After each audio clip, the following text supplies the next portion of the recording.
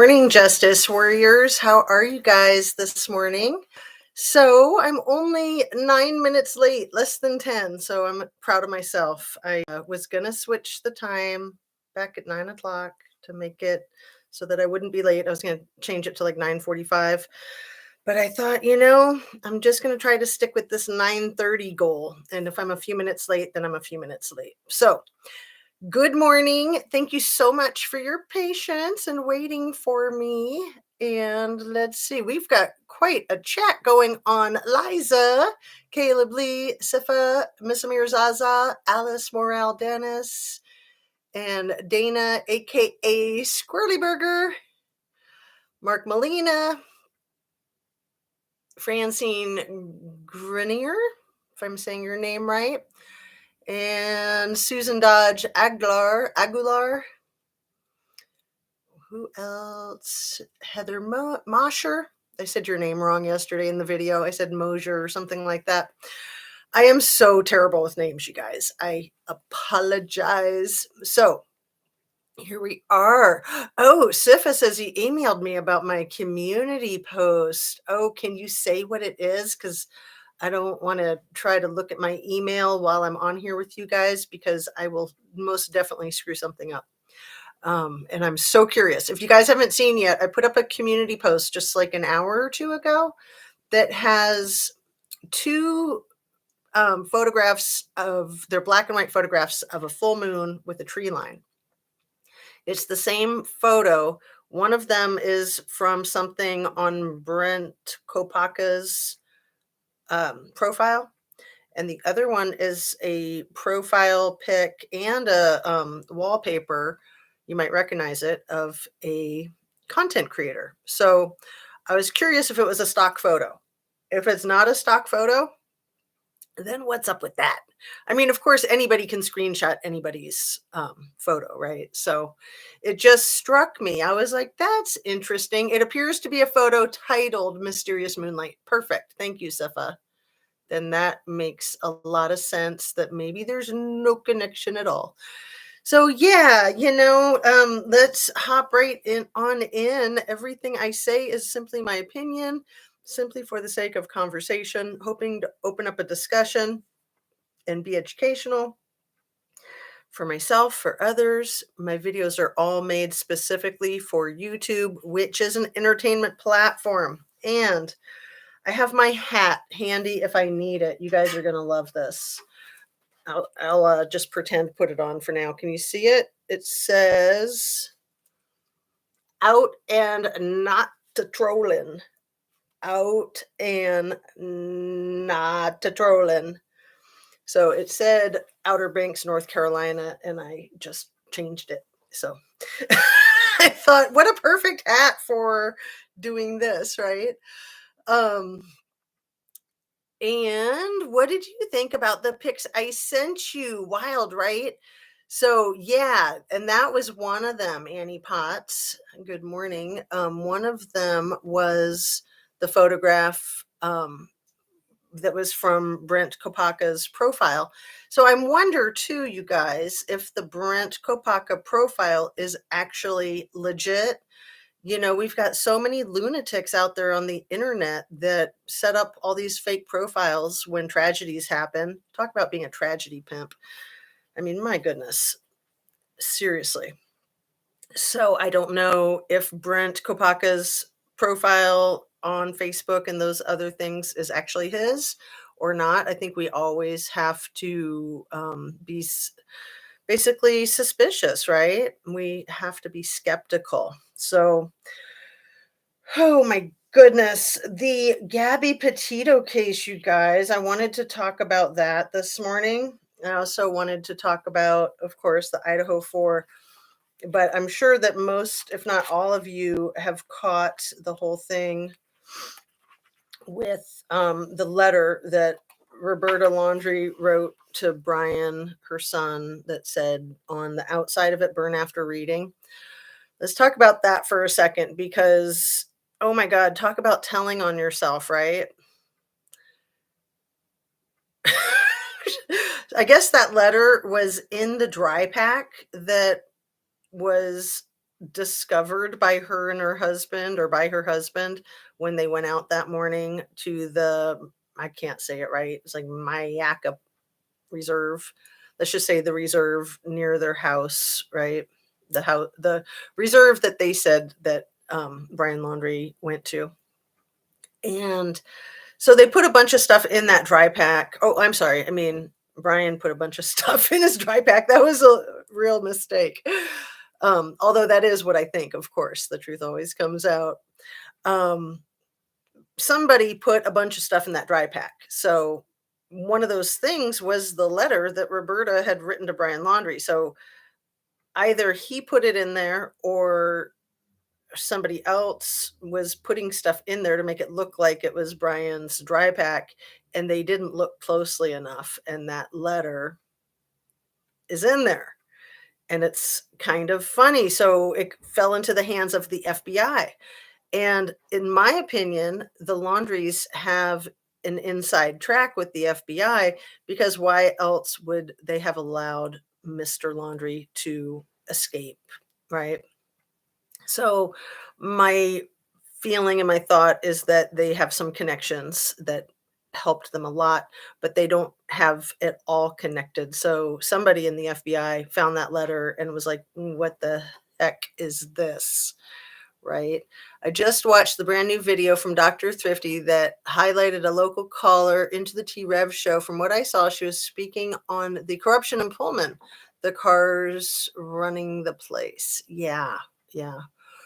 Um, so yeah, we'll get there in a minute. The letter where Roberta Laundrie does a terrible job trying to explain away, trying to mansplain the letter, and saying that she's referencing all these children's books, and oh, it's just so sweet. Her little mama's boy that she had, separation anxiety with, or he had separation anxiety with her, or both. She does a terrible job of trying to explain away the burn after reading letter, but for that we can thank her because she just gives herself away again and again and again, and then some more. So it's perfect. It's absolutely perfect. Don't you love it when the liars go tell on themselves? Seriously, it's kind of funny. It makes me think that this lawsuit is going to go very well for the Petito family come summer. So, on the letter, why not release it if it's nothing? Can we check DNA on Sammy S. and Laundrie's? They could be related. Wow. I mean, seriously, it might seem like a very far stretch to a lot of people, even to me, honestly. But at the same time, you have to remember that Gabby Petito, her remains were in a national park reserve, right? The Grand Teton, in Jackson Hole, Wyoming.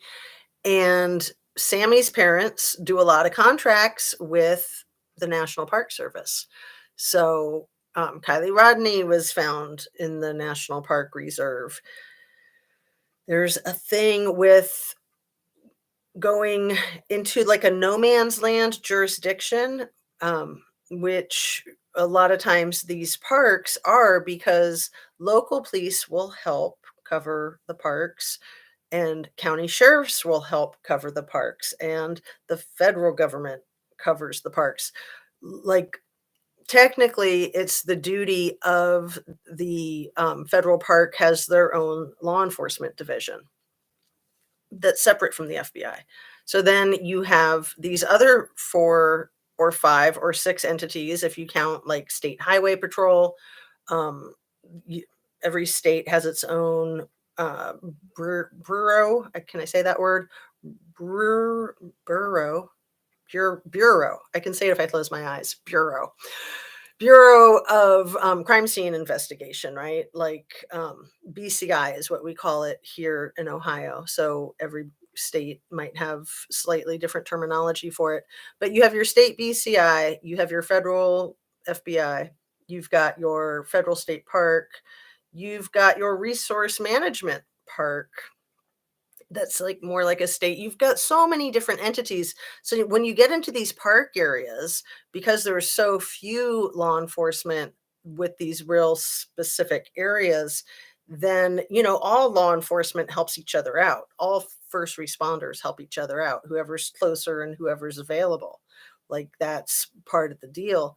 So when you get into these no man land jurisdictions, that's where people like to commit their crimes because it's going to be a lot harder to prosecute. So that's where you'll find a lot of missing people. Sure, some of those are legitimately missing people that, wandered off or unalived themselves or such. T Rev is blowing up in the true crime community and is not swayed by money. Oh, well, that's exciting because I think so many of the true crime community are swayed by money and popularity and clicks and likes. And I'm telling you, that's bullshit. That's absolute bullshit. Like, we don't need any of that. I mean, I know people need money. We all need money, but I don't think this is the right place for a full-time job. If you're just in it for the money, you're going to be selling out most likely. So we don't need any of that. We got enough of that in mainstream media, right? This case is like Gabby's case. Please, God, bring Chesley back home safe. Amen. Chelsea, this is a new one to me. Caleb, is this one that T Rev is covering? Just like Paul Murdoch, girlfriend, I think Gabby is doing the same thing. These girls remember the good times, and even though domestic violence is happening, they ignore it and remember the good times only, in my opinion. Yeah, domestic violence is just awful, awful, awful, awful.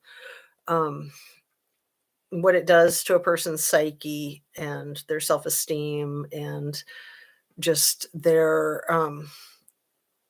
doubting their self-doubt. I mean, I personally think that self-doubt is the most evil thing in the world, like literally the most evil thing in the world. The only thing that is anywhere close to being as dark as self-doubt is somebody trying to inject self-doubt into somebody else, which is what gaslighters do. So F them all. Gaslighters are awful. They're ridiculous. And there's so many of them, you guys. And it's just like, I mean, mainstream media is a whole bunch of gaslighting. Law enforcement, if they're not being transparent, is a whole bunch of gaslighting. It's fine for them to keep their cards close to their chest. I can't reiterate that enough. Of course, when an investigation is active, they have to be careful of what information they reveal and how and when. That's fine, but the law is transparency. The law is that government entities need to be transparent. It's an inherent, integral foundation of democracy. Without that, you have fascism. So there's no wiggle room other than when they need to keep something secret for the purpose of uh, maintaining the integrity of the investigation. Other than that, they are required to be transparent, period. Sure, they can make exceptions once in a while, but they make those exceptions way too often. They take advantage of it, they abuse it. I watched his live last night, and I'm really interested in the case about the missing lady in California, Shelley Wiley. The boyfriend is suspicious to me. I meant Chelsea Wiley. Roberta is an iceberg, no compassion. Still, for the Petito Smith families, I want to know her excuse for not communicating with them. She knew, and she won't be able to get around it. Right. Absolutely. Yeah, she's just awful. I mean, both of the parents are just awful, but look at the son. I mean, the nut doesn't fall far from the tree usually, correct?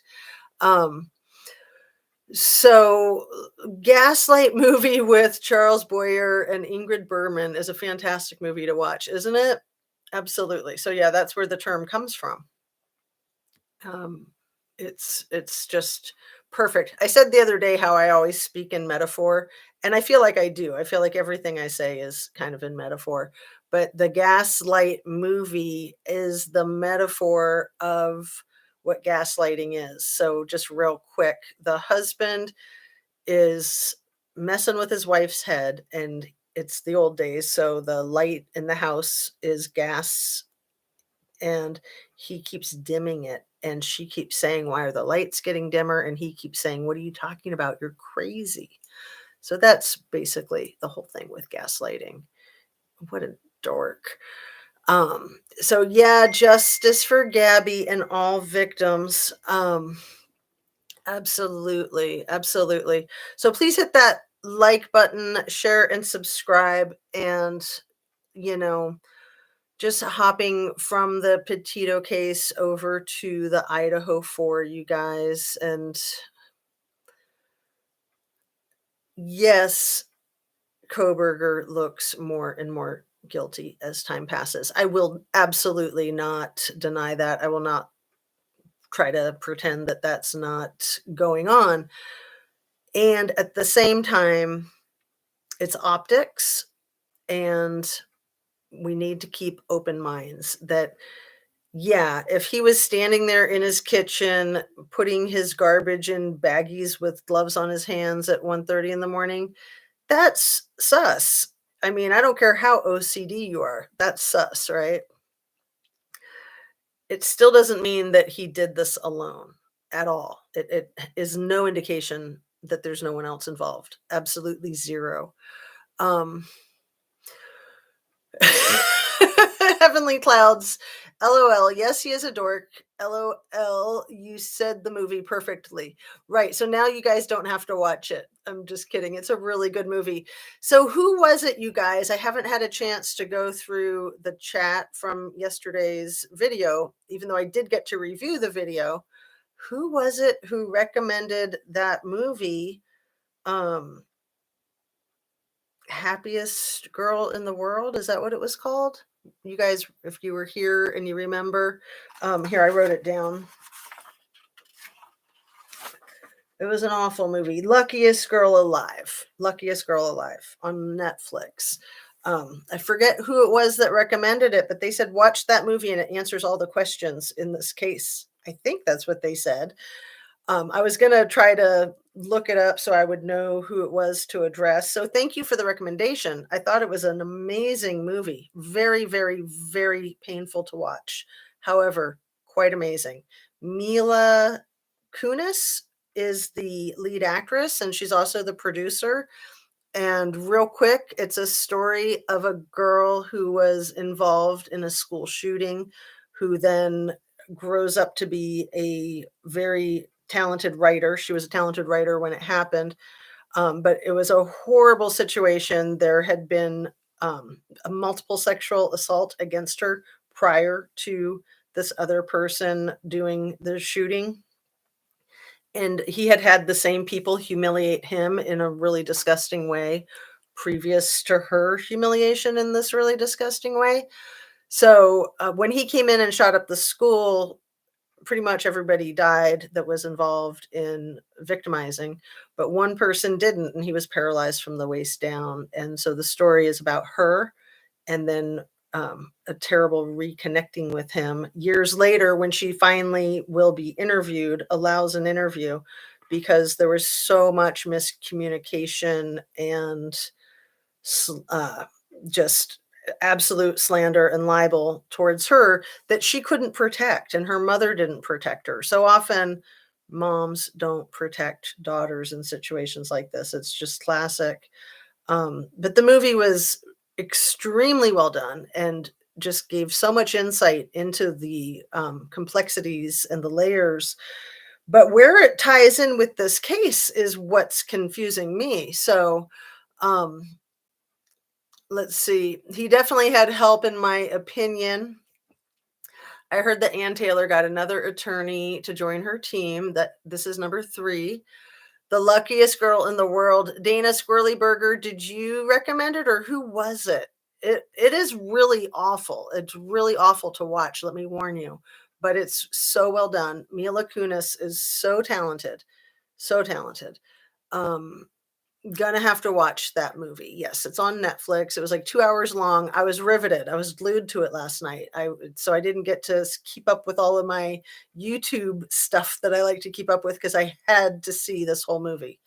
as awful and painful as it was to watch. It was extremely sharp.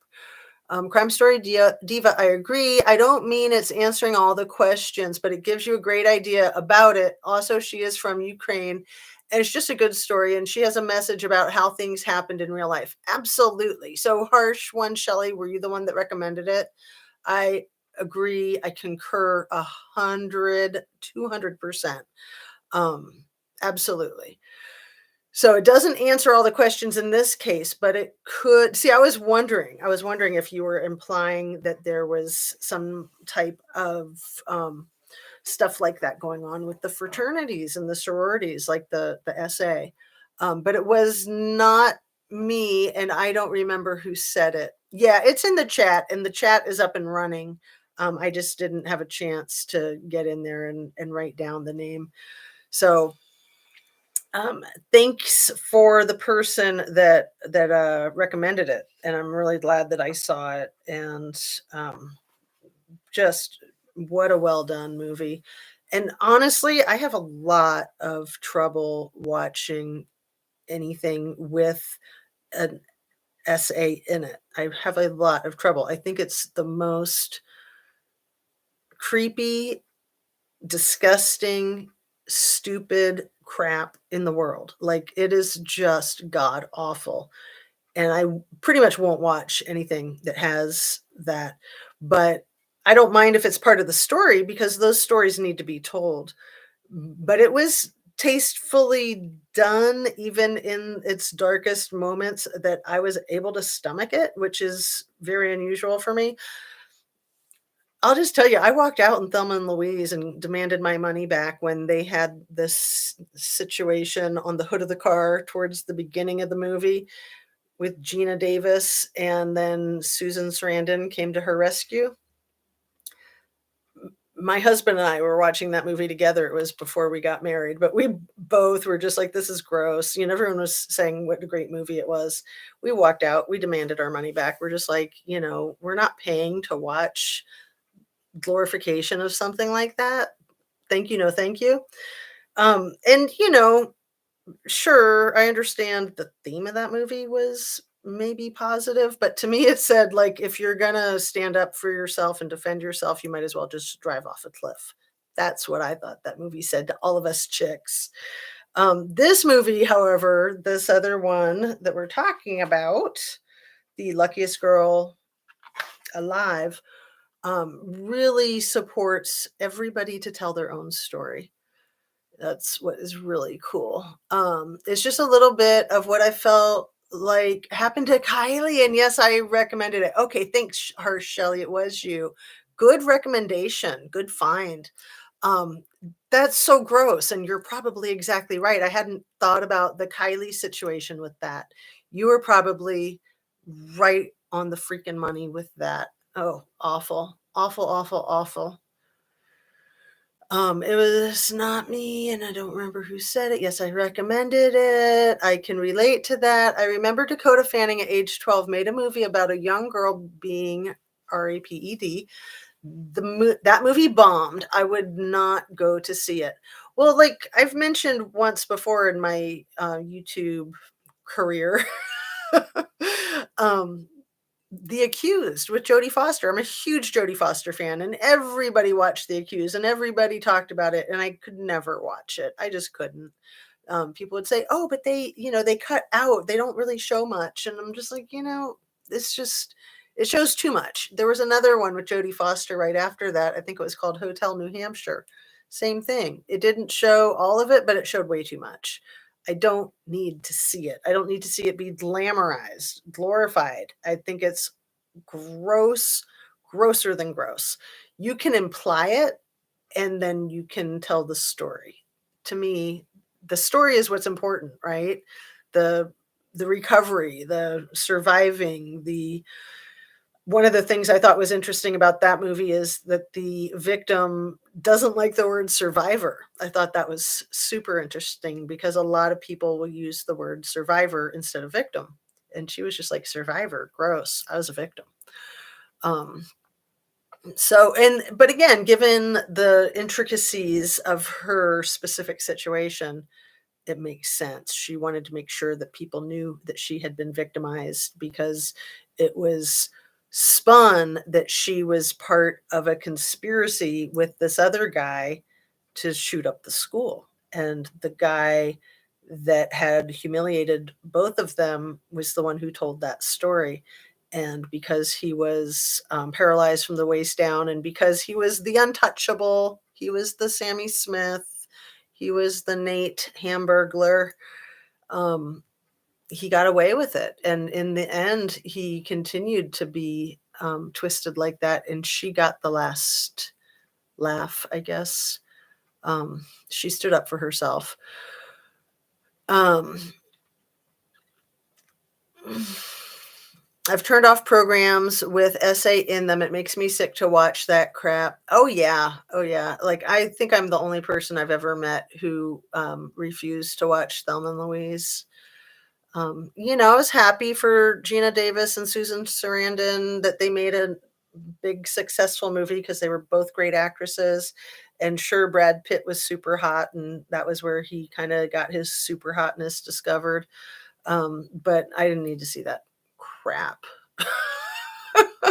And like I said, to me, it was crap. To me, the message was if you're going to stand up for yourself, you might as well just drive off a cliff because that's how it ended, right?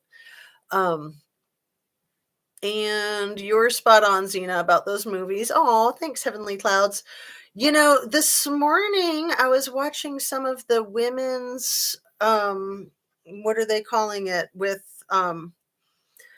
Hillary Clinton and um, what was it called? The retreat, the apex. You know what I'm talking about. My brain and words, no worky. Um, anyway, one of the things that Billie Jean King, who spoke at this women's forum in leadership, that they were speaking to surrounding yourself with people that are like-minded. And I think that that is a really good idea because then you're going to feel more comfortable and confident in telling your story and speaking your heart, speaking your mind. We don't need naysayers. I think we all do that to ourselves enough. That's what I say when I say self-doubt is the darkest thing. We all have enough self-doubt. We need to diminish that. And by surrounding ourselves with people that are supportive of us, even if they're in disagreement, that's okay. But just like-minded individuals who believe in us. It's important to believe in yourself and stay with people who believe in you and avoid people who don't believe in you. It's very disrespectful. And that whole thing that I keep preaching about respect. And if you allow yourself to be near people that don't respect you or that you don't respect, it just disintegrates your mental health. Absolutely disintegrates your mental health. Okay. Did I already read this one? I'm going to read it again. I saw it and I was like, oh my, this story made me think of all the things we have been going over the last year, and I thought it would be a good comparison. So let me highlight that one. That was just 5 minutes ago. And yeah, since I went through a lot when I was growing up, and lucky lady, yeah, I read yours. I've turned off programs with that in it. And Susan Dodge Aguilar, I'm sorry that you've gone through a lot of that when you were growing up. If it was anything like that, what a freaking nightmare. Um, and good morning. Some more. You were spot on. Dakota Fanning. Okay, I'm going backwards here. Just so weird how a be abusers see, oh, is that a word we're not supposed to use? Seem to have the same MO, but don't read books to learn their behaviors, but it is like a script. Absolutely, Annie Ruler, you said that so well. It is like a script. I mean, it's really just power and control. Like to me, everything boils down to power and control. Even money, it boils down to power and control. One of the things I think that one of those two women said this morning when I was watching that on the news whether it was Hillary Clinton or Billie Jean King, is I think it was Billie Jean King that said it, is that money buys freedom. Money buys mobility. And I thought that was really a great way to conceptualize it. I like to think about money like a river, and that it's always going to be flowing, whether it's, flooding or drying up or whatever. But all we can do is kind of control the flow of that river, and we can direct the flow of that river. That it's not necessarily good or bad, it's what we do with it that makes it good or bad. Um, let's see. Also, Euphoria is another show that can give you an idea of what goes on, especially when they are really richy rich types, and it's hard to watch, but it has a message about the dark sickness out there. Right. I mean, like, imagine that freaking Murdoch family. I mean, what a freaking nightmare. Like, it's hard to have any compassion for the son, Paul, with what he did to Mallory Beach and his friends. Really hard to have any compassion for him with what his father did to him. Honestly, for me, it's hard to even have any compassion for the mother, because did she not know that she was married to a guy like that? I mean, did she not know that she raised a son like that? It's so twisted. And of course I want to have compassion for the victims. I want to have compassion even for Alec Murdoch's wife and son, because they should be punished for any crimes that they've committed, but he's not the judge and the jury and the executioner. Like, that's just sick. And yeah, I mean, all the times that they've done things like that, not just those ones, but then of course, with the Stephen Smith with Buster. I mean, you guys know, I don't need to tell you, right? Excuse me. All right. The university's push to demolish reminded me of the movie Silver. Voyeurism, Mabbitt's comment on the toxicology report being irrelevant on day 3 reminded me of the Scarecrow movie. Silver, wasn't that the one with Sharon Stone in it? And then the Scarecrow movie, I don't think I ever saw. But yeah, there's just way too much suspicion. One of you smart people commented yesterday about how odd it was that the university wanted to make sure that everybody knew that that house was off campus, but now they own that house. So first they were distancing themselves from that house, and now they own it so they can control it. I am so concerned about the university, the sorority, or the Greek system, not just one sorority. And of course, the law enforcement. I mean, I said it yesterday, I think as plain as I can say it. Chief Fry's attitude about the 8-hour delay in phoning 911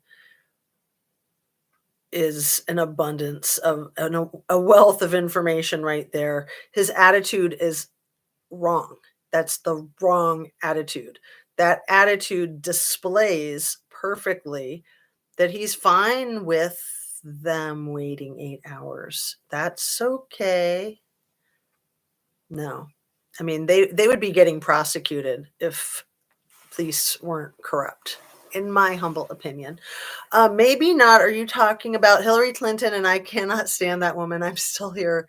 Um, the women's retreat, the women's thingamabob. Yeah, it was Hillary Clinton. I have issues with her too. Billie Jean King, on the other hand, was phenomenal. And then, of course, other women spoke as well. Sometimes, not always, but some parents create their own chaos with their children, like the Murdochs. And yeah, we don't need to get into comparing the Clintons and the Murdochs, right? Because there's definitely some comparisons there. Um, and I am saying yes on H. Clinton. Your hair looks good, Zena, and y'all please hit the like button and thank you. Oh, you're so nice. The hair. The hair. It's just so funny the way it like looks all solid right here and then it's like way too wispy right here.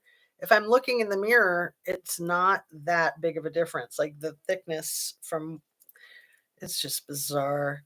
But like I said, the video camera does its own thing, and it really distorts parts of your face, parts of your body. It's bizarre, you guys. It's really bizarre. Now I messed up my hair. I'm gonna have to put my hat on, and now you guys can admire my handiwork with my North Carolina hat. Not what does it say again? Out and not trolling. Out and not trolling. It's hilarious, isn't it? All right, I'm good to go. Sorry, harsh Shelly.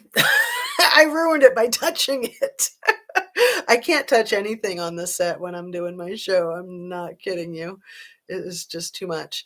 I'm happy our youngest is doing her college online and not going to campus. Yeah. Yeah. My oldest started college in 2020. So she was a high school graduate with the COVID. And then she started college with COVID. She got COVID like everybody at her school shortly after the school year started. Um, and I'd been telling her all summer, like, you should just, not move to campus, but just stay home and try to avoid getting COVID. But, she's not going to listen to me. I got it. Yeah. And it's Liza. Good morning, Sifa. Zena, love your hat. Aw, thanks. I tell you guys how much I love to sew, but honestly, seam ripping is even more fun than sewing. So to get the letters off on something like this, you have to be so precise with your seam ripper. And as challenging as it is extremely satisfying. So I had a good time with that.